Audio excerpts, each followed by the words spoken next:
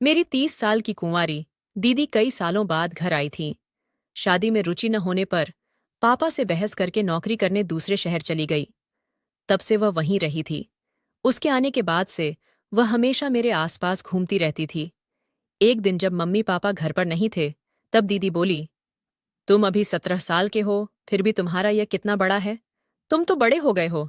ऐसा बड़बड़ाते हुए दीदी ने मेरा देखा, और वहीं पर मेरा नाम अमर है, और मैं 10वीं में पढ़ता हो। मेरी दीदी कई सालों बाद हमारे घर आई थी। वह 30 साल की थी, और अभी तक उसकी शादी नहीं हुई थी। मेरे मम्मी पापा दोनों जॉब करते थे। दोपहर को स्कूल से घर आने के बाद मेरी देखभाल करने के लिए घर पर कोई नहीं होता था। इसीलिए पापा ने दीदी को हमारे घर बुला लिया था। मुझे देखते ही दीदी ने मुझे गले लगा लिया। उसने कहा, अमर बहुत जल्दी बड़ा हो गया। दीदी के घर आने के बाद से वह मेरे कमरे में ही रहती थी। मैं भी खुशी खुशी अपना कमरा उसके साथ शेयर कर रहा था। दोपहर को जब मैं स्कूल से घर आता, तो मेरे हाथ से बैग ले लेने से लेकर खाना खिलाने तक मेरी सारी देखभाल दीदी ही करती थी। मैं अब 17 साल का हो गया था और 10वीं में पढ़ता था। दीदी को घर बुलाने का एक और अहम कारण था। करीब 1 महीने पहले मुझे थायराइड का पता चला था। इतनी कम उम्र में ही मुझे थायराइड के कारण एंटी थायराइड इंजेक्शन लेने पड़ रही थी। मुझे एंटी थायराइड देने के लिए घर पर एक मेल नर्स आया करता था। जैसे नर्स होती है, वैसे ही मेल नर्स भी होते हैं। वह लड़का हर दिन दोपहर में मुझे इंजेक्शन देने के लिए आता था। देखते देखते दीदी को घर आए कई दिन हो गए थे। मेरे स्कूल जाने से लेकर मेरी पढ़ाई तक की पूरी जिम्मेदारी दीदी ही उठा रही थी। एक रात अचानक मेरी नींद खुल गई। मेरी नींद अचानक खोलने का कारण था मेरे शरीर पर घूमता हुआ हाथ। दीदी अचानक मेरे शरीर पर हाथ फेरने लगी थी। मुझे शरीर पर किसी का हाथ फेरना बिल्कुल पसंद नहीं था। मुझे लगा ये सब दीदी से गलती से हो रहा है। लेकिन धीरे धीरे दीदी की कुछ ऐसी चीज मेरे सामने आने लगी जो मुझे बिल्कुल पसंद नहीं थी। उस दिन मैंने पहली बार उसका वह अजीब व्यवहार देखा था। इसीलिए मैंने उससे कुछ नहीं कहा। लेकिन अगले दिन भी दीदी ने फिर से वैसा ही कुछ किया। लगातार 2 दिन तक दीदी के अजीब व्यवहार को सहने के बाद मैंने तय किया कि अब मैं उसे इस बारे में बात करूंगा। अगले दिन जब मैं स्कूल से घर आया और खाना खाते समय मैं उससे सवाल किया, तब मैंने कहा, दीदी, पिछले 2 दिन से रात को सोते समय तुम मेरे शरीर पर हाथ क्यों भरती हो?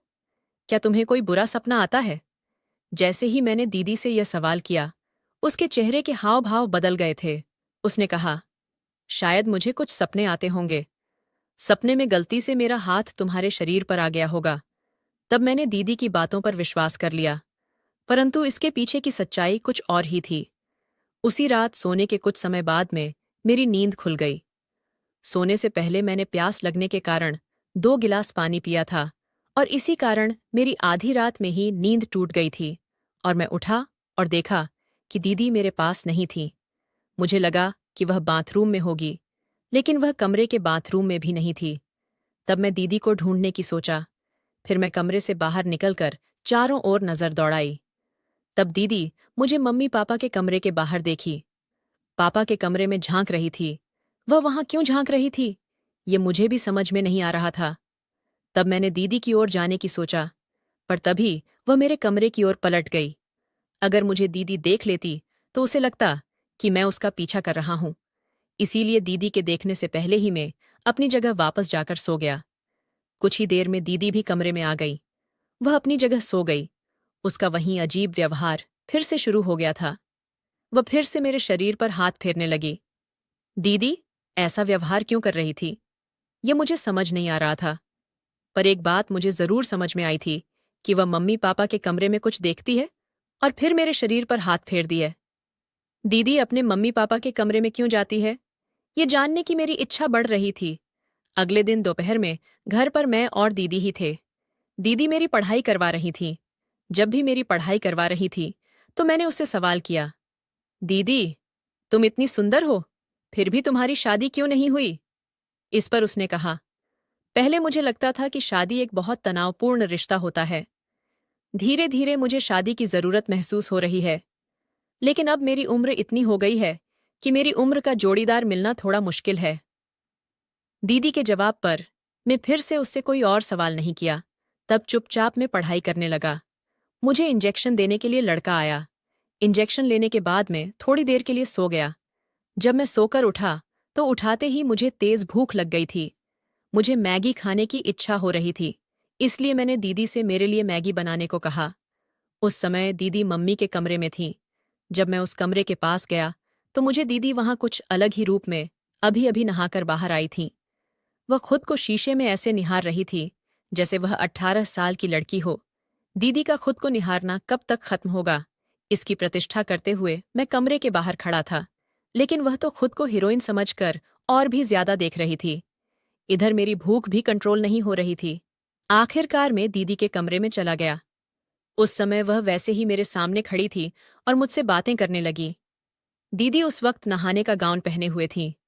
मुझे देखते ही उसने कहा, उठ गए अमर, तुम अच्छा अब आ ही गए हो तो बताओ, मैं कैसी लग रही हो। मुझे भूख लगी थी, इसलिए मैं वहां गया था, लेकिन दीदी तो मुझसे अपनी तारीफ सुनने में व्यस्त थी। तभी उसने मेरा हाथ पकड़कर मुझे आईने के सामने ले गई। एक हाथ मेरे गले में डालकर वह मेरे पीछे खड़ी हो गई। उसने कहा, अमर, तुम्हें क्या लगता है, क्या मुझे अब भी शादी करनी चाहिए?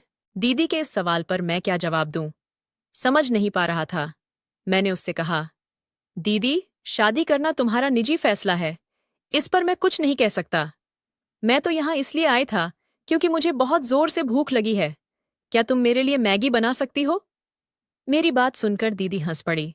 उसने कहा, मैंने तो तुम्हें बड़ा समझा था, लेकिन तुम अभी भी बच्चों की तरह व्यवहार कर रहे हो। कोई बात नहीं, अब तुम्हें समझदार बनाने की जिम्मेदारी मेरी है। ठीक है, तुम यहाँ रुको, मैं तैयार होकर आती हो। उस समय मैं उस कमरे से बाहर आ गया। कुछ ही देर में उसने मुझे मैगी बनाकर दी। उसी रात मैंने तय कर लिया था कि मुझे मम्मी पापा के कमरे में झांकना है, क्योंकि मुझे जाना था कि दीदी वहां क्यों जाती है। रात में सोने के बाद कुछ ही देर में मैंने अपनी आंखें खोलीं। उस समय मैं जानबूझकर बड़बड़ा रहा था, पानी कहाँ है, प्यास लगी है।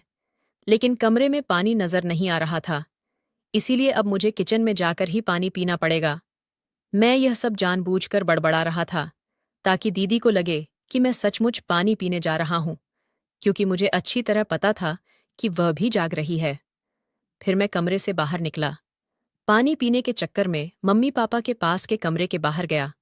दरवाज़ा थोड़ा खुला था और जब मैं अंदर झांका, मम्मी पापा एक दूसरे के साथ दिखे। पापा ने मम्मी को प्यार से पास में खींच लिया था। ये सब देखकर कुछ बातें मेरे समझ में आ गईं। मुझे जो समझना था वह मैं समझ चुका था। फिर मैं चुपचाप अपने कमरे में वापस आ गया। उस रात मैंने दीदी को अपने कमरे से बाहर जाते नहीं देखा था, लेकिन मुझे ये समझ में आ गया था कि दीदी के मन में कुछ अलग ही चल रहा है। अब मुझे उससे अकेले में बात करनी थी। देखते देखते 3 दिन बीत गए। मेरी गर्मियों की छुट्टियां शुरू होने वाली थीं। मम्मी पापा ने कहीं बाहर जाने का प्लान बनाया था। ये प्लान उन्होंने सिर्फ अपने ही लिए ही बनाया था। मम्मी पापा का कहना था कि सामने मेरी 10वीं का एग्जाम है, इसीलिए अब मैं छुट्टी का इस्तेमाल अपने सिलेबस की तैयारी के लिए करो। मम्मी पापा ने मुझे छुट्टी के बावजूद पढ़ाई करने को कहा था, और इसी वजह से उन्होंने मुझे ट्रिप पर साथ नहीं ले गए। 3 दिन बाद जब मेरी छुट्टियां शुरू हुईं, तब मम्मी पापा अपने ट्रिप पर निकल गए थे। उनके जाने के बाद घर में मेन दीदी के साथ अकेला था। उस दिन घर में कोई नहीं था, तो मैंने दीदी से सवाल किया। मैंने उनसे कहा, दीदी, अब तुम्हें भी शादी करने की इच्छा होती होगी ना? यहाँ आने के बाद से माँ पापा को साथ में देखकर तुम्हें भी लगता होगा कि तुम्हें भी कोई ऐसा चाहिए जो तुमसे प्यार करे। जैसे ही मैंने सवाल किया, उसकी आंखों में आंसू आ गए। वह बोली, अमर, तुमने सच में मेरे दिल की बात पहचान ली। लेकिन दीदी ने रोते रोते मुझे गले लगा लिया। वह कहने लगी, मैं तुम्हें छोटा समझ रही थी, लेकिन तुम बिल्कुल छोटे नहीं हो। तुम्हारी समझदारी की बात सुनकर मुझे तुम्हारे अंदर का एक बड़ा आदमी नजर आ रहा है। क्या तुम्हें सच में लगता है कि मेरी इस उम्र में मुझे कोई पसंद करेगा? दीदी ने फिर वही सवाल मुझसे किया था, जिसका जवाब मेरे पास नहीं था। लेकिन उस दिन के बाद से दीदी का नजरिया मेरे प्रति बदल गया था। उसके बाद से दीदी ने घर में मम्मी के स्टाइलिश कपड़े पहनना शुरू कर दिए थे। दीदी को स्टाइलिश कपड़े में देखकर मैं उसे देखता ही रह जाता। जब स्टाइलिश कपड़े पहनकर तैयार होती, तो वह खास तौर पर मेरी तारीफ करने के लिए आती। इतना ही नहीं, वह मुझसे चिपक कर फोटो भी खिंचवाती। दीदी का जो भी स्पर्श मुझे होता है, मैं कुछ अलग ही दर्शाता था। उसका एकदम से बदला हुआ अंदाज यह बता रहा था जैसे वह मुझे भी इशारे कर रही हो। खैर, एक दिन सुबह नहाने के बाद मैं जीन्स पहनी। जीन्स पहनते समय अचानक उसकी जेब गलत जगह अटक गई और मुझे दर्द होने लगा। तब मैं जोर-जोर से मम्मी को पुकारने लगा। मम्मी तो घर पर नहीं थी, ये मैं कुछ देर के लिए भूल गया था। मेरी आवाज़ सुनकर मम्मी नहीं, लेकिन मेरी दीदी दौड़ती हुई मेरे कमरे में आ गई। उसने पास आकर मुझसे पूछा, क्या हुआ अमर? मैंने उसे सब कुछ बताया। तब वह मेरे पास आई और मेरी मदद करने लगी। जैसे ही उसने मेरे चेन को हाथ लगाया, मैं शर्म से लाल हो गया। मैंने कहा, दीदी मुझे शर्म आ रही है। जब उसने समझाते हुए कहा, अभी के लिए शर्म को अलग रखें, नहीं तो तुम हमेशा के लिए परेशानी में पड़ जाओगे। अब तुम्हारी मम्मी तो घर पर नहीं है, इसलिए तुम्हारी मदद मुझे ही करनी पड़ेगी। तब मैंने अपनी आंखें कसकर बंद कर लीं और उसे मेरी मदद करने दी, क्योंकि उसके अलावा मेरे पास कोई और विकल्प नहीं था। कुछ ही देर में उसने मुझ में परेशानी से राहत दिला दी, लेकिन उसके बाद से दीदी की नज़र मुझ पर बदल गई। जब उसने मेरी मदद की, तो अनजाने में उसका स्पर्श गलत जगह हो गया था। मेरी मदद करने के बाद वह मुझे एक अलग नज़र से देखने लगी। उसने कहा, अमर, मैं तो तुम्हें इतने दिनों से सामान्य समझ रही थी, लेकिन तुम तो 17 साल की उम्र में ही बहुत बड़े हो गए दी थी। जो कुछ भी कह रही थी, मैं सब समझ रहा था। उस समय मेरे चेहरे पर खुद ब खुद मुस्कान आ गई। उस दिन के बाद दीदी ने कहा, आज से जब तक मम्मी घर नहीं आती, मैं तुम्हें नहला दिया करूंगी। मैं उसे मना कर दिया, क्योंकि मैं बहुत ही शर्मीला था। मेरे इनकार पर दीदी ने कहा, ठीक है, नहाना तुम खुद ही करो, लेकिन नहाने के बाद तैयार करने की जिम्मेदारी मेरी होगी। आज तुमने जो गड़बड़ की थी, उससे बहुत बड़ी समस्या हो सकती थी। आज के बाद मैं तुम्हें तैयार करूंगी। उसकी बात पर मैंने सहमति दी। उस दिन हमेशा की तरह दोपहर में वह लड़का मुझे इंजेक्शन देने घर आया। इंजेक्शन लेने के बाद और फिर मैं रोज की तरह सोया नहीं था, बल्कि उठकर कमरे से बाहर चला गया। हाल में आते ही मैं टीवी चालू कर दिया। टीवी की आवाज सुनकर दीदी मम्मी के कमरे से बाहर आई। शायद वह मम्मी के कमरे में आराम कर रहे थी। दोपहर में जिस तरह से दीदी तैयार हुई थी, उसके मचलना कुछ अलग ही था। खैर, आज भी दीदी ने छोटे कपड़े पहने हुए थे। उसने कहा, अमर, मैंने खास तुम्हारे लिए पानी पूरी बनाई है। रुको, मैं किचन से लेकर आती हूँ। किचन में जाते समय उसने टीवी बंद कर दें और पानी पूरी लाने के लिए किचन में चली गई। वह मुझे हाल में ही पानी पूरी खिला सकते थे, लेकिन उसने ऐसा नहीं किया। वह मुझे मेरे कमरे में लेकर गई और मुझे बिस्तर पर बैठकर अपने हाथों से पानी पूरी खिलाने लगी। पानी पूरी खाते समय दीदी बार बार मेरे बालों पर हाथ फेर रही थी। वह कह रही थी, तुम बहुत समझदार हो गए हो, अब तो तुम बड़े भी हो गए हो। तब दीदी के परफ्यूम की खुशबू मेरे कमरे में चारों ओर फैली हुई थी। बराबर बात कर रही थी और मुझे धीरे धीरे नींद आने लगी। कुछ देर में मैं गहरी नींद में सो गया। जब मैं नींद से जागा, तो मुझे चक्कर जैसे महसूस हो रहा था। उठते ही मैंने अपने सिर पर हाथ रखा और बिस्तर पर बैठ गया। कुछ समय बाद दीदी मेरे कमरे में आई। उसके चेहरे पर एक अजीब सी मुस्कान थी। उसने कहा, अमर, मुझे उम्मीद नहीं थी कि तुम्हारी वजह से मेरे जीवन में इतना आनंद आएगा। दीदी की बात मुझे समझ नहीं आ रही थी। मैंने उसकी बातों पर सिर हिला दिया, क्योंकि मैं अपने ही ख्यालों में खोया हुआ था। दीदी ने कहा, तुम फ्रेश होकर आओ, हम मजे करेंगे। मैं फ्रेश होकर कमरे से बाहर गया। तब दीदी ने फ़ोन में मेरी पसंद के गाने लगाए थे। इससे पहले दीदी ने कभी मेरी पसंद के गाने नहीं सुने थे। उसे डीजे के गाने बिल्कुल पसंद नहीं थे, लेकिन उस दिन उसने खुद ही मेरी पसंद के गाने लगाए। इतना ही नहीं, उसने मेरा हाथ पकड़ा और मुझे डांस करने लगे। उसने मेरा एक हाथ अपनी कमर पर और दूसरा अपने कंधे पर रखा, पर मेरे साथ कपल डांस करने लगे। दीदी इतनी खुश क्यों थी, ये मुझे समझ नहीं आ रहा था। उस दिन के बाद जैसे जैसे दिन गुजरते गए, दीदी मुझे खुश दिखाई देने लगी। लेकिन दोपहर में जब भी मैं सोकर उठता, मुझे बहुत थकान महसूस होती थी। सोकर उठने पर वह मुझे हमेशा एक ही बात कहती, तुमने आज मुझे बहुत खुश किया। मैं उसे किस तरह से खुश कर रहा था, ये मुझे समझ नहीं आ रहा था। लेकिन जो तकलीफ मुझे हो रही थी, वह मुझे अच्छी लगने लगी थी। शुरू में मुझे दीदी से तैयार होने में संकोच होता था, लेकिन धीरे धीरे मुझे उसकी आदत पड़ गई। अब मैं बिना शर्माए दीदी से तैयार होने लगा। अगले कुछ दिनों में दीदी और मेरे बीच एक अलग रिश्ता बनने लगा और मुझे वह सब कुछ अच्छा लगने लगा। कुछ दिन बाद मम्मी पापा घर आ गए। अचानक एक दिन मुझे बहुत चक्कर आने लगे और फिर घर वालों ने मुझे अस्पताल में भर्ती करवा दिया। अचानक मुझे क्या हुआ, ये मुझे भी समझ नहीं आया। जब मेरी आंखें खुलीं तो पता चला कि मैं लगभग 1 महीने बाद आईसीयू से बाहर आया हूँ।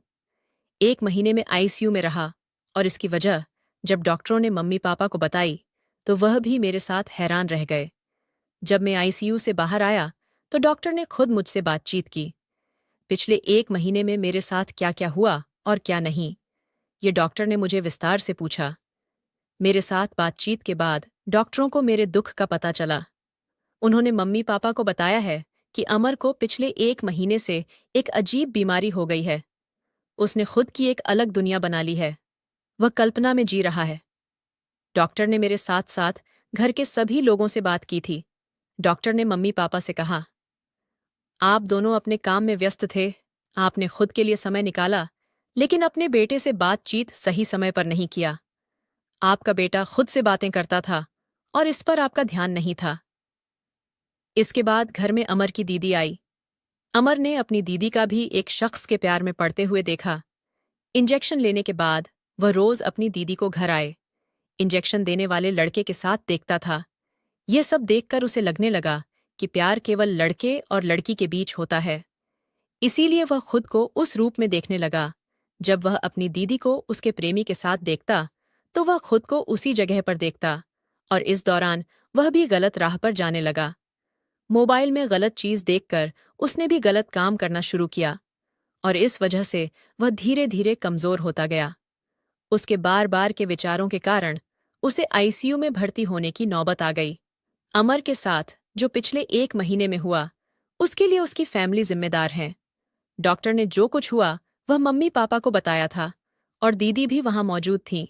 जब दीदी के गले में मुझे मंगलसूत्र देखा, मुझे तब पता चला कि जब मैं आईसीयू में था तब मम्मी पापा ने दीदी की शादी उसके प्रेमी से करवा दी थी। मेरी हालत देखकर दीदी ने मुझसे माफी मांगी। उसने कहा, मैं तुम्हारी देखभाल करने आई थी, लेकिन मैं भी अपनी ही दुनिया में खो गई थी। तुम्हारी तरह मैं भी अकेली हो गई थी।